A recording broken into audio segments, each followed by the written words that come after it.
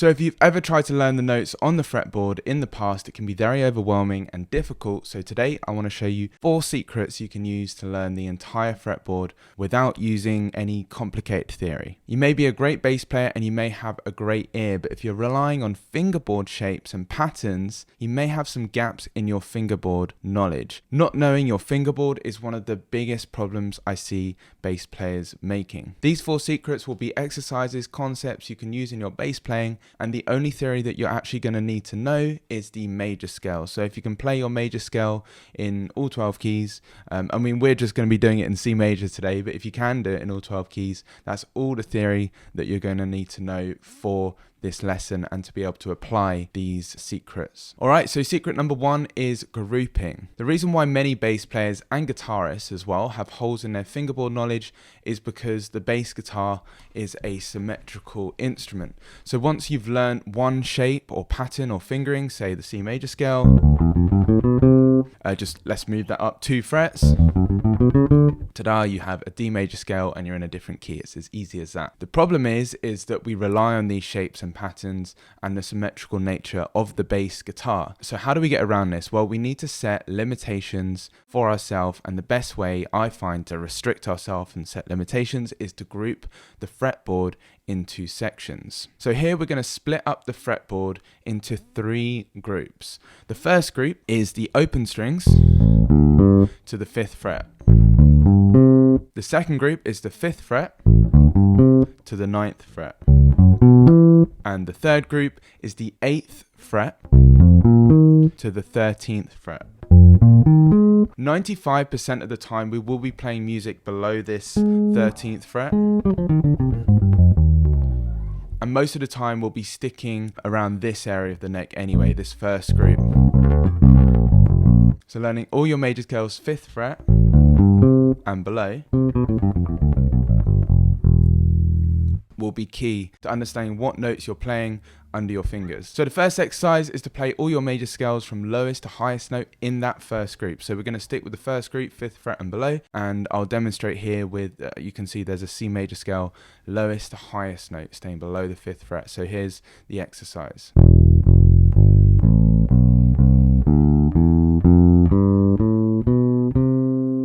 You can also go back down, and I would actually suggest practicing this exercise with and without open strings. So here's the exercise without using open strings.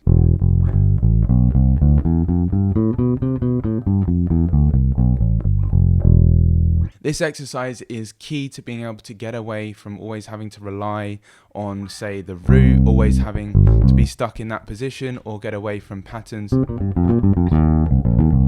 and shapes, so you can actually learn the notes under your fingers. After you've done this exercise in C major, then you would play this exercise in 12 keys, so say F major, and you would move up. It can be in any order, but as long as you can do it in all 12 keys. And once you've done that, you move on to the second group. The second group is the 5th fret to the 9th fret, so then you would play your C major in the second group,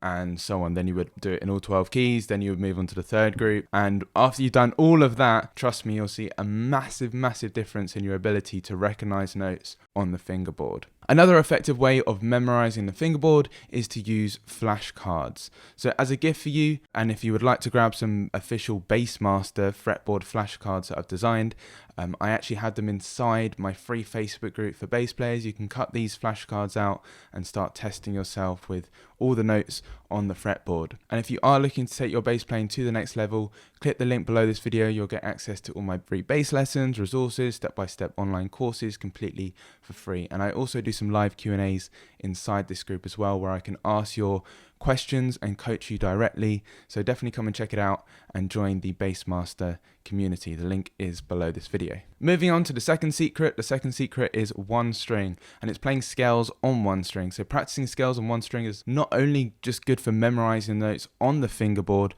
but it's actually got a huge hidden benefit that is actually really going to help with your position shifting and your overall bass guitar technique. So the second exercise here of today is to play all your major scales from the lowest to highest note just on one string. I'll demonstrate with the C major scale just on the E string.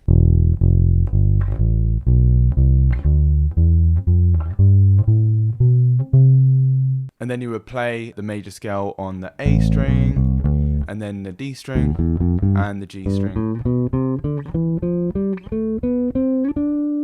And it's as simple as that. Then you would move to the next key, F major, and you would do the same exercise. As you can see, this is really going to get your position shifting together, because you have to decide when you're playing the scale, when you're going to shift.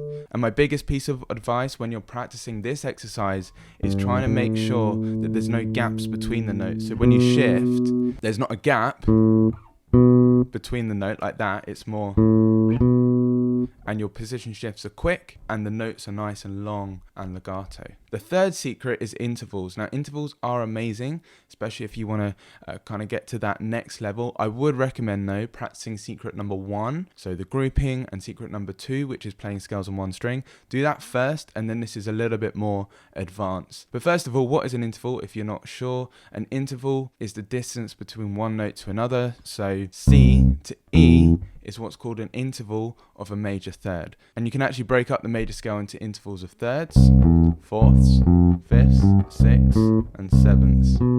But the interval you should 100% get down first before you mess around with fourths, fifths, sixths, and sevenths is thirds. You need to get thirds down, as there are countless bass lines that use thirds intervals. And also, most chord shapes and harmony is based on thirds, so practicing scales in thirds is probably the best place to start when you're looking at intervals. So here's the C major scale in thirds, as you can see it on the screen.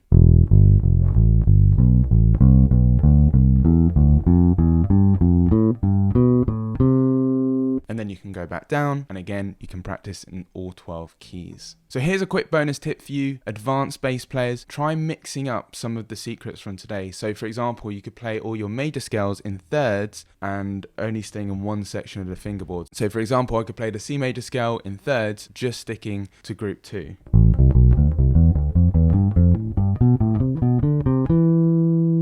And that's really going to get your brain working, especially if you're finding some of these tips easier. And if you're a bit more advanced, have a go at mixing up some of the tips that I'm sharing from today. And before I reveal secret 4, I'd love to know which has been your favorite secret so far and what has been most helpful for you. So timestamp your answer in the comments below so I know which part of this video has been most valuable for you, and then I can create better content and better videos and better lessons for you in the future. The fourth secret is sequences. Now, a sequence in music is kind of like a pattern, and it's similar to intervals, but it's slightly different. So here's an example of a sequence, a very common sequence in C major. I'll play what's on the screen.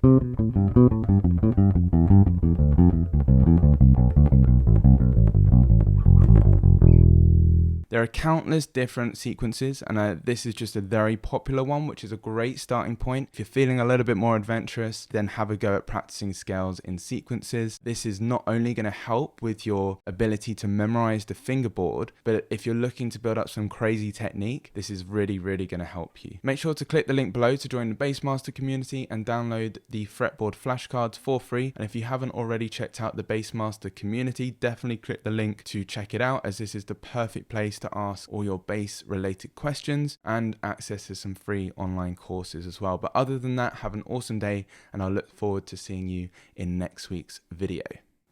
Hey, and before you go, make sure to check out this video on my channel next.